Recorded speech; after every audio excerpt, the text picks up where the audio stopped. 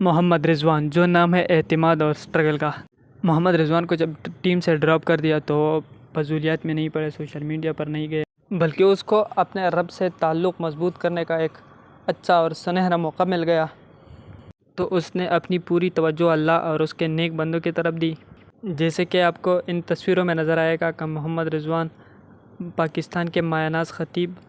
مولانا طارق جمیل صاحب کے ساتھ ان کی اہلِ خانہ گئے اور ان سے ملاقات کی، ان سے بات چیت کی، اور اس سے تقریباً 2 دن پہلے پشاور میں اپنے ایک قریبی گاؤں میں ایک مسجد کے اندر لوگوں کو ایک شاندار اور ایک زبردست خطاب کی، جس میں لوگوں کا سمندر سامنے بیٹھا ہوا نظر آ رہا تھا۔ ان تصویروں میں آپ کو نظر آئے گا رضوان سے چہرے سے آپ کو پتہ چلے گا کہ ان کے چہرے پر مایوسی کا جنبش تک نہیں آیا۔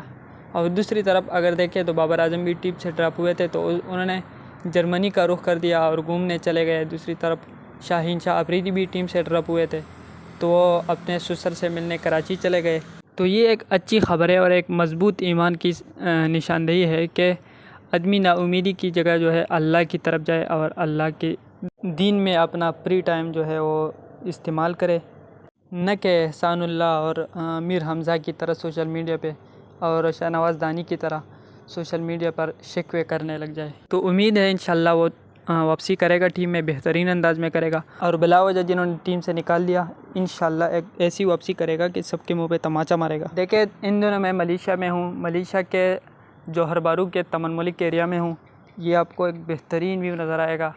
یہ رات کے تقریباً 3 ساڑھے 3 بج گئے ہیں یہاں، اور ابھی بھی یہاں دکانیں کھلے ہیں، ہوٹل کھلے ہیں،